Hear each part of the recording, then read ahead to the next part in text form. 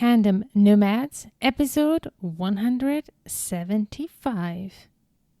You will start seeing results in your business and attract clients and make money when you start debunking all your fears and limiting beliefs around sales.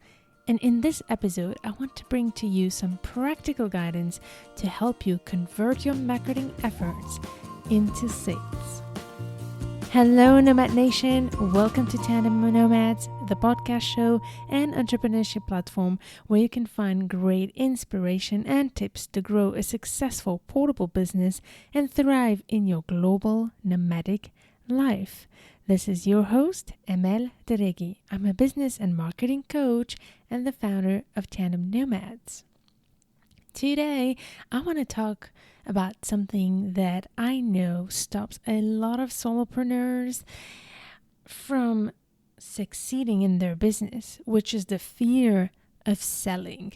I know that it can feel very intimidating to approach clients and try to promote your product or service. So today I want to offer you some tips to help you, first of all, debunk some of your feelings towards selling, but also make it a little more natural to you and a little more authentic. So I am going to share with you the 3 tips, the 3 rules that will help you do that. But know that in the show notes of this episode, I also have a workbook for you with some exercises to help you go through that. So go to tandemnomads.com/175 to download my 3C system workbook, where I take you step by step through the important foundations to build and grow a successful portable business, as well as build a marketing strategy that allows you to convert your efforts into clients. Go to tandemnomads.com/175. In the previous episodes, I have shared with you the importance of having clarity around the foundations of your business and then making sure that you are very consistent with your marketing strategy. So make sure to check those episodes, because for these tips that I'm going to share with you today to work, you're going to need to start with the start. Make sure that you have clear foundations and that you're consistent with your marketing efforts. Once you do that, only then you can start building that marketing funnel that helps you attract your audience and then convert them into clients. So once you have done that, here are the 3 rules for you to help you sell effectively. The first one is that you need to create an irresistible offer. You need to be very good at the way you package your offer, but don't get too intimidated with this term, irresistible offer, package your offer.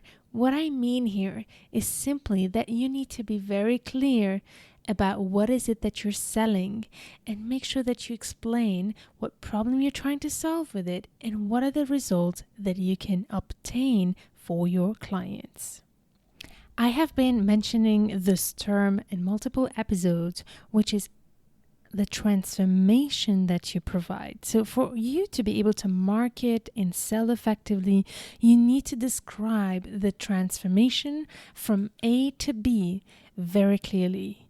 A being the problem and the pain points that your client experience, B being the results they get. And from A to B is the process that you provide and that you sell to take them from A to B. So you need to be very clear about that. Now I'm going to list the things that you need to validate through the process of selling. In fact, once you have a potential client in front of you, or if you have a document or a sales page or a web page where you are trying to sell a product or service, you need to take them through this following process that I am going to describe to you, and you will find it described as well in details inside the workbook of this episode. So the first thing you need to do is to make sure that you validate the pain points, that you are showing to your clients, either by talking to them or by writing it in the description of the product, that you know exactly what they are experiencing. that you really know what are their challenges and how they even express them. Using the language of your clients is going to be very, very key here to be effective at this. And make sure to check those previous episodes where I talk about this in details. The second point here is to then explain the process of how you offer to solve that problem. So here you want to be very clear about what is your offer including and how do you take them from A to B. And then once you've done that, you want to validate the desired results of your clients. You want to make sure that you know what are their expectations, but also what are the ultimate feelings, emotions, but also experiences and tangible results that your clients are expecting at the end of this process. But also, what do they ultimately in general wish for and look for that you can provide? And here is my fourth point that a lot of people tend to forget, and this one is the most crucial one, and this one is actually the one that makes a difference between a good salesperson and somebody who's struggling with selling. It's the importance to know, anticipate, and answer the objections of your clients. So here you are going to have to do your homework to actually talk to your clients before you start selling your products. Do your market research and understand what is it that stops your ideal clients from investing in the type of product or service that you offer. So once you've done that research, you can then list those objections and work on what are your answers to those objections. So make sure to do that homework and take the time to reflect on those objections so that you can anticipate and answer them before even your clients give them to you. And the final crucial point here to make your offer irresistible is to also make it easy for your clients to take action. I am very surprised to sometimes see how the procedure to sign up to a product or service is so complicated that at the end we just give up. So make sure that your offer is easy to understand through the process I just explained, but is also easy to take action on. Make your, for example, links easy to read or remember, and there's some technology that can help you do that. So, for example, instead of having a complicated long URL for people to go sign up, make sure to then just send them to a link that's easy to remember. For example, I have a course that's called the Portable Business Accelerator, and when I was promoting it, instead of sending to that long complicated sales page that I had, I made sure to redirect the sales page to a simple page that was called tandemnomads.com/PBA. And that way, it was very easy to remember once the clients were ready to take action. Also, there's another thing you can do to incentivize fast action takers is to create a bonus and give an extra benefit to those who take action before a certain deadline. For example, you could have an early bird fee for those who take action very quickly.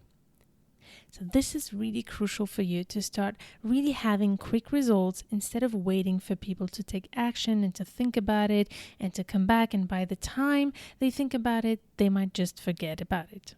That is why I always recommend to have an extra incentive for people who take quick action.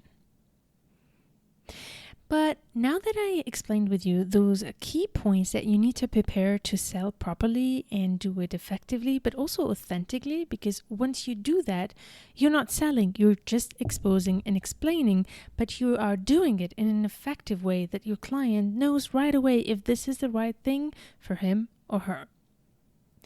But here is the key secret to selling that I've learned when I was selling door to door. For you to start bringing up the price and bringing up the call to action to actually buy, you need to first get 3 validations or 3 yeses from your client. And this can happen through a conversation when you have your client in front of you when you're selling, or through a document or a sales page. What do I mean by that? When I explain to you the list of things you need to prepare, you need to write it in a way that your client actually says, yes, this is me. Or yes, this is exactly how I feel.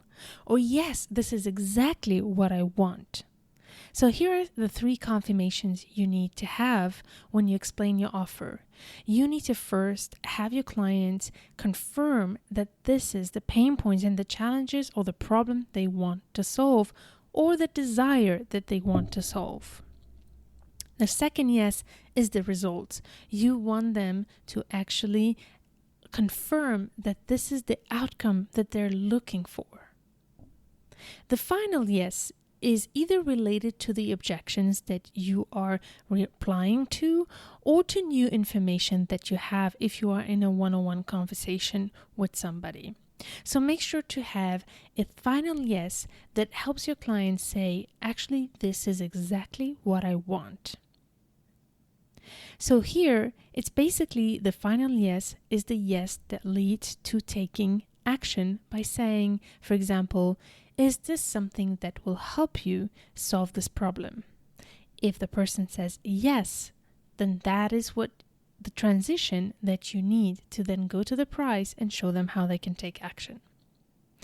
No matter which yeses you want to focus on, you need to think about it strategically when you write your copy of your sales page or your documents, or when you talk to your clients. Be very strategic and making sure that throughout your quote unquote sales pitch that you spend more time making sure that you get validations before you speak about buying or about the price. The price only comes once you have had the validations from your customers. And by the way, if you are face to face with a client presenting your offer, make sure that you spend more time asking questions that will lead you to validate those different points and get those yeses than selling. Selling is about listening, and the more you ask questions through the process, the more it will lead you to have the information you need to, first of all, know if indeed this is the right product or service for your client. You want to make sure that it is the right product or service if you want to sell authentically. So by asking genuine questions, you will be able to really come across as somebody who really cares for your client, and your client will see it and feel it. So ask a lot of questions, and by asking those questions, you will be able to naturally validate if this is the right product or service for your client. And when you do that, make sure that your client confirms to you that information back. For example, by saying, I have the feeling that you are struggling with this and this. Or I have the feeling that if you're stuck with this is because of this. And ask that question. Is it correct? Am I wrong? Or tell me where am I wrong? And listen to the answers. So keep building up the conversation that leads to then those steps. Validate the pain points, explain the process, validate the desired results, and anticipate and answer to the objection, and finally make it easy to take action. And my dirty little secret here was to make sure that you have at least 3 yeses or validations by your potential client throughout this process. Now the second point is to plan and measure your sales goals effectively. One of the biggest reasons that solopreneurs fail at selling is because they do not plan their sales and do not have a plan to reach those goals. So make sure that you are systematically sitting down and planning your sales for the year, for the quarter, for the month. If you are proactively thinking about, okay, how much money do I need to make this month and what am I going to do to reach those sales, you will see that naturally you will start building those habits that will lead you to selling. In the workbook, I give you some questions that will help you plan your sales and your goals in a strategic way, but also know how many people you need to reach out to for you to reach the goals. So make sure to go through that exercise in the workbook of this show notes. You will find it on TN175, and I take you through step by step through that exercise of how you can plan your sales and your goals in a strategic way. But the key is really about knowing how much revenue you want to make and then figuring out how many leads does that represent. So I'll take you step by step to figure that out and how to plan it. But here is the other key secret that I've learned from this process when I was selling door to door. And that experience has been so powerful for me. In fact, the biggest thing that a lot of people fear is rejection. And tell me, Nomad Nation, is that something that stops you from approaching people? That fear of having people telling you, no, sorry, this is not for me. And here is the one big thing that shifted everything for me, is to realize that you need to flip the script. Because the more rejections you get, the more sales you will make. It's the fact that you need to trust in the big law of probabilities. The more you reach out to people, the more you will sell. But for you to be able to sell, you will need to accept to get some rejections.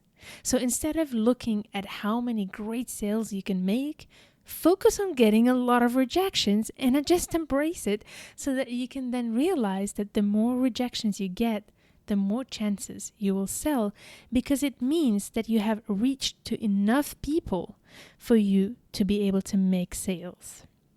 That's a huge mindset shift that, if you embrace it, will change everything for you. Everything. I truly believe in that. If we embrace rejection, we will be able to be better at serving our clients and better at selling and better at showing them the benefits of the product or service that you're selling. All right, so the dirty secret number 2 here is trust in the law of probabilities and flip the script, because the more rejection you get, the more sales you will make. The third rule here for you to be able to convert your marketing efforts into sales is to nurture your clients and keep listening. This is one thing that I really want to insist on. A lot of people think that marketing stops when you sell. Actually, no. The most powerful part of your sales strategy is after the sales happen. So think about your onboarding experience with your clients. What are you doing to give them the best experience possible? Also, are you keeping listening to your clients while you work to them? Are you seeing where they're still getting stuck? What are the challenges they still have through the process of using your product or service? What are the things that you can improve? Always ask for feedback and know that you don't need to be perfect. It is okay to sometimes realize that whatever you offer is not providing 100% satisfaction. What will really help is to show to your client that you're listening and you're trying to adapt and to course correct whatever challenge you're going through. It's not about being perfect with your clients. It's about showing them that you're listening, paying attention, and really being there for them. And once you have served them, then you can also put an effort at collecting their feedback, but also getting their reviews and their testimonials, because those are going to help you to attract even more clients. But also, the more you focus on getting them great results and making them feel supported and listened to, this will encourage referrals and word of mouth. So make sure that you put a huge effort once you sell to your clients into nurturing them and making sure that you make them want to come back or refer you. So the dirty secret number 3 here is that marketing does not stop when you sell. You need to think of marketing as serving. It's part of your service to market in an authentic, but also in a way that really shows that you care for your clients. And by doing that, you then take off that pressure of selling, because you know that deep inside what you're doing is serving, even when you market and promote your services and products. All right, Nomad Nation, I hope that these 3 rules have helped you reflect about the way you're doing business and the way you are perceiving the act of selling and marketing, and hopefully getting more comfortable with the fact that selling is not something dirty. It's not something that should make you uncomfortable. And the opposite, it's your way to connect in a meaningful way with your prospects when you do it right. So make sure to listen to this episode if you need to again, and download the workbook that will help you practice and do some of these exercises on tandemnomads.com/175. I look forward to hearing your feedback. Please reach out to let me know how this was helpful to you. You can find me in the Facebook group of Tandem Nomads or any social media platform. You will find all the links in the show notes of this episode. Thank you again for listening and for your time. It means the world to me that you take the time to listen. See you in the next episode, and stay tuned to turn your challenges into great opportunities.